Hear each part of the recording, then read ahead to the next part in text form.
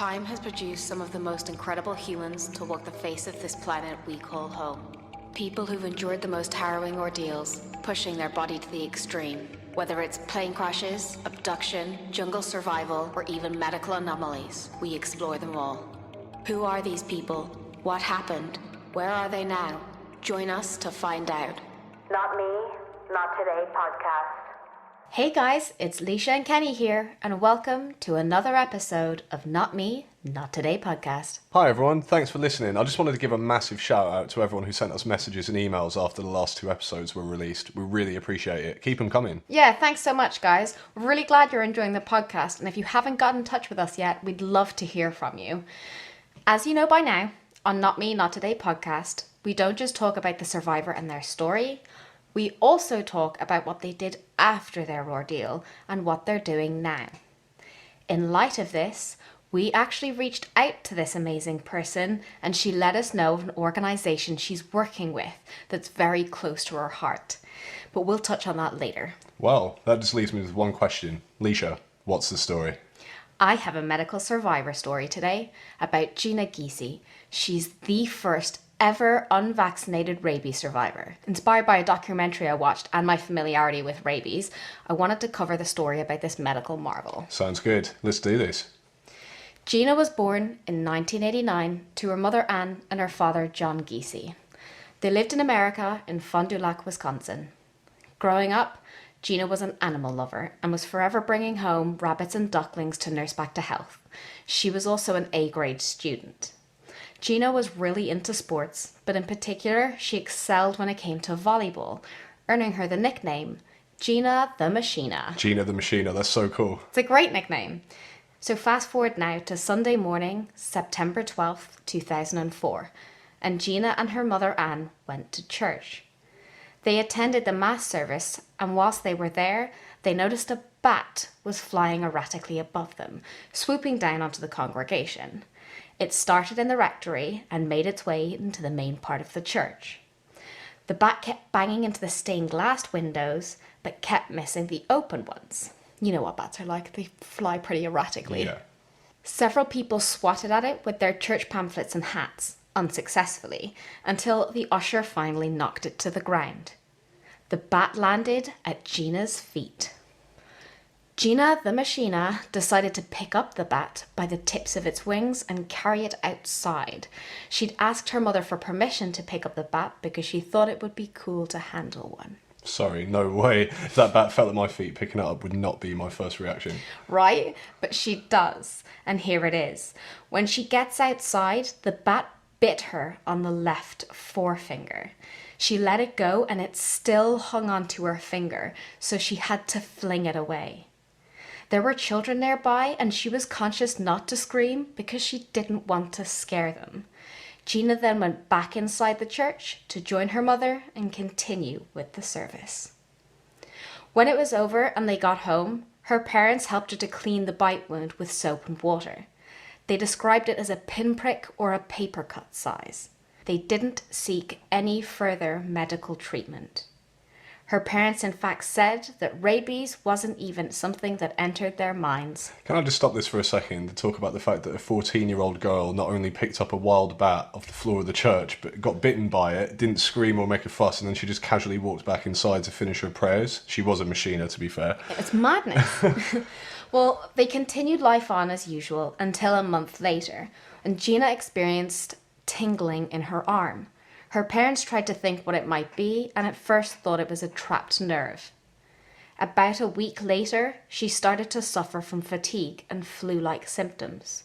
Her hand was starting to jerk and her speech was starting to slur. Yeah, when I think of rabies, the first thing I think of is foaming at the mouth, like that movie Cujo. What movie is that? Oh, if anyone hasn't seen this, they should Google Cujo, C-U-J-O. It was a movie about a mad dog with rabies that goes on a rampage in a small town. It was absolutely heinous. Ooh, sounds delightful. Yeah, poor Cujo.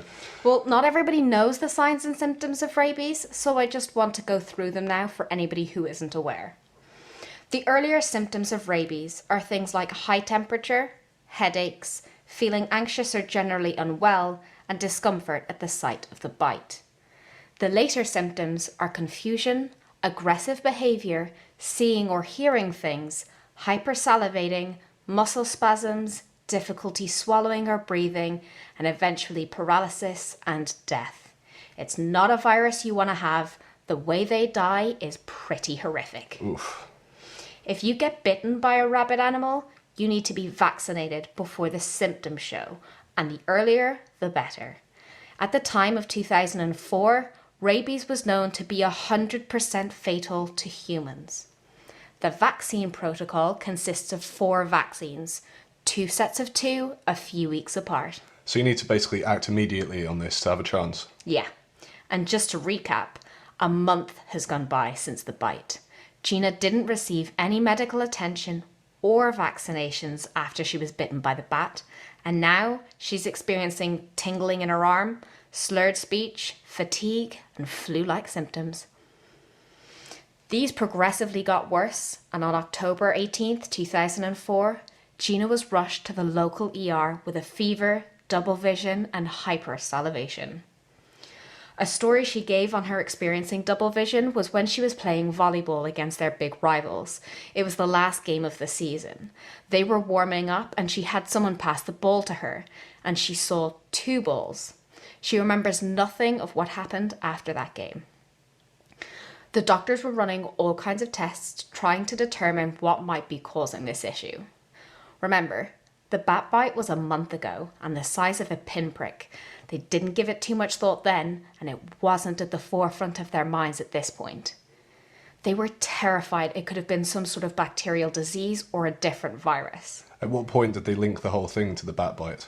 Well, it wasn't until all the tests kept coming back negative that Jeanna's mother finally remembered the incident with the bat. According to Jeanna's mother, Anne, the doctor's face turned white when she mentioned it. He was in shock and terrified for her. The local doctor realised he needed help. Some backup was in order. Yes. Well, Jeanna was then referred to the intensive care unit of the Children's Hospital in Milwaukee.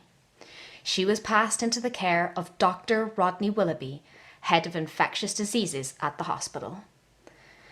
Dr. Willoughby was surprised upon learning Jeanna's condition and that she was being transferred into his care. He had never had a rabies patient in his care before. It's rare in America, and he was ignorant to the true extent of the disease. As we mentioned before, once you start showing symptoms, you're pretty much a goner. You have about 2 weeks or less. So scary. He went on a frantic search to find the cure. He sent samples of her spinal fluid to the CDC for confirmation.